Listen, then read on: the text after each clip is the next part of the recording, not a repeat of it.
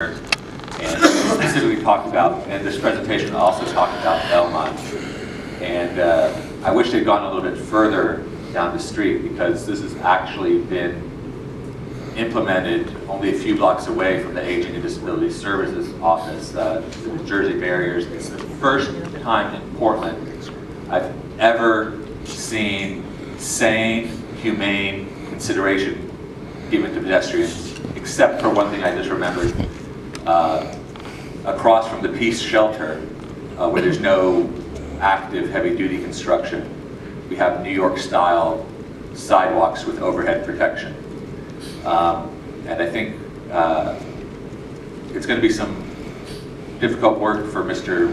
Novick and the Bureau of Transportation on their current budget as things boom to really be assertive with construction contractors about what their real needs are. I think they've in the past been spoiled with like, oh, you want to limit your construction budget now, and it's all good for you to inconvenience every other Portlander because someday we'll collect increased property taxes on your building. I think that the fee structure, obviously I'm no high salaried expert, but I think that the fee structure and costs that are in aren't really addressed that much in the 5-page PDF that comes with this item. And they won't be unless more citizens engage with you and assertively agitate that these issues are things that people have had a hard time communicating about, and that really we hope for improvement to see some of the things that have happened. Ms. Reisman mentioned when you were at the, if you went to the people going to the library at the corner of Salmon and 10th. I don't know how it happened, the planning of the upgrade for the sidewalk rampage, but it was kind of disastrous, because what happens, it's not so bad for me, I meant to talk about privilege when I walked up here. It's very easy for me to backtrack a half block or a whole block. It's gross that somebody in a wheelchair or with a vision impairment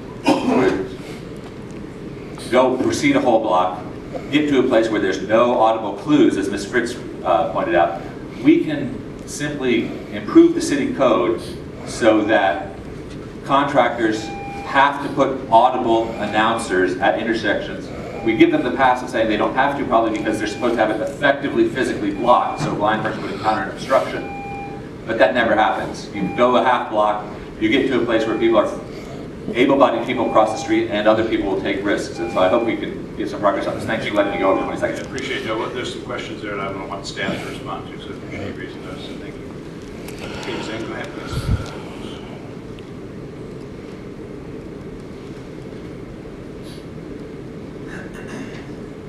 Hello, Steve Novick, Commissioner, Amanda Fritz, Commissioner, Charlie Hales, Mayor, Dan Saltzman, Commissioner, and Nick Fish, Commissioner, President of the Council. I want to thank you so much for bringing forward Measure 737 regarding accommodation of pedestrians and bicyclists in and around work zones. As you do recall, the Portland police brutality victim who suffered left eye blindness and whose left eye was ground across the ground by Officer Clunt and Officer Cioretta was a dear, dear close friend of mine whom I helped on many occasions over the years. And one of the problems we had with that left eye blindness is that it occurred on a person who was 6'3" of stature. And that tree overhang can often be an issue, as well as awnings, which might jut down and protrude into the seeing eye, which the seeing eye was nearly lost to police brutality, as you do recall, when it was nearly gouged into the chair, which this unfortunate traumatic brain injury victim, who had been suffered but was rescued by the good work of the Coast Guard, was very grateful to find out about the Americans with Disabilities Act, and I'm very thrilled that we're working on International Disabilities Acts, and hope that we can continue to be a model internationally. Unfortunately, not much money or vision gets across the Rocky Mountains, and so we're not quite where we need to be. We know that. We know that these disabled people are suffering, blind people are suffering, We know that people in wheelchairs are suffering, indeed sometimes even getting hit. And so, with that in mind, I request that you take this Portland Bureau of Transportation to adopt administrative rules for the safe accommodation of pedestrians and bicyclists in and around work zones very, very, very, very, very, very seriously. Because this is truly a matter of life and death.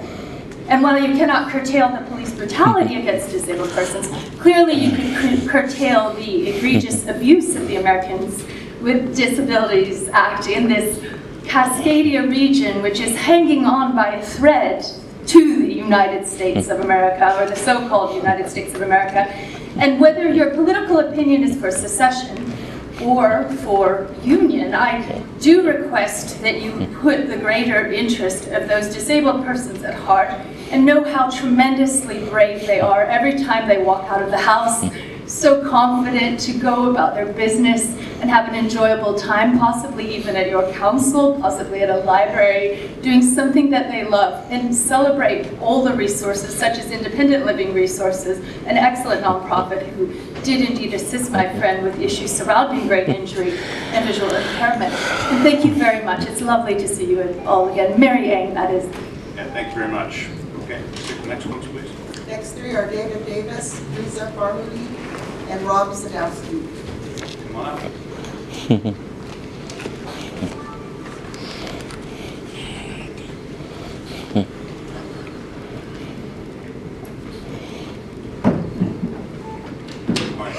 So my name is David Keith Davis with Multnomah County Cop Watch.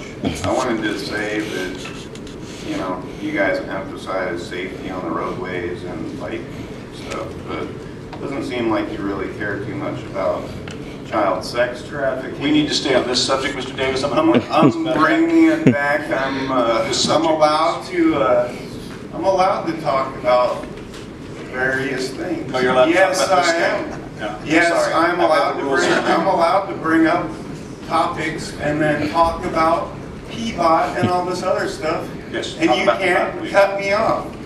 So let's start my testimony over again at 3 minutes. Sure, and stay on topic, please. Okay, so here we go again. So you guys emphasize all this stuff about bike safety and traffic safety, but do you really care about safety about child sex trafficking? Davis, I'm going to rule you out of order. Do you care about recessed? Joe Walsh? Recessed. Mr. Do you Davis. care about Joe Walsh Mr. being Davis. beat up by a Beaver security guard Davis. the other day? You're asking to leave the chamber, please. What are you talking about? I told you you had to stay on topic. You have to leave the chamber now. So you're actually like close. Go to your room. Go hide. Because I talked about Citizens are trying to do democracy. Go You hide. like to cover up all the real dirty secrets. Folks, unfortunately, we have Go to your rooms. Go hide. Don't let these citizens get out. Excuse me. Excuse me. Asshole, so get the fuck out of my way. And I'm allowed to get my shit without you fucking blocking me, you fucking piece of human fucking garbage. You better fucking stop pushing me, asshole, or I'll wait till you get off work, okay? And then we can have a pushy shovey match, okay? Time to go, Mr. We can have a pushy shovey match, okay? Time to go. We'll see if you like to push people when you don't have a fucking badge of authority or any other fucking agency behind you, when you're just a little pig man on the streets, asshole. You gonna react the same way? No, you won't, you little piece of shit. And don't get too in my face, asshole, because it will always go wrong for you, okay? I'm crazy. Okay? It'll always go wrong for you. You guys gotta go. All right? Yeah. I wasn't Get my bag, excluded. but this fucking asshole was blocking Come me. back in. I don't think he's got the right to do that. And if you guys want to arrest me, arrest me. And when I get to the Justice Center, they'll say, "Hi, Joe." Oh shit, if Joe's staying, I might have to stay too. That's the deal. Nobody throw that cake. That's the party afterwards. Keith, you're having a birthday party afterwards, and it's America. America the birthday. I can't. My sugar level is too high. I can't eat it. Yeah. It was like 150. You gonna wish him happy birthday? See, there's Joe Walsh. He got beat up by some G4 security goons the other day, and You know, when the mayor empties the chamber, and we have disabled people in here, we had a blind person in here, and he chased her out. And she's got to come back in. And I'm sitting here on oxygen, and that jerk is going to make me come back in? No, arrest me. I'm violating the dictates of the stupid mayor who's on his way out. If I had a footman, Goodbye, I'd be better. Charlie. Would somebody like to be my footman? No. Charles, Well- Okay. I'm gonna let Bob stay here, and I'm probably gonna leave just because I don't need to go to jail today. But you know, and I'm pretty sure they wouldn't even touch. Charlie, what did you know? And when did you know it? On the shooting of the chief of police, shooting his friend in the back.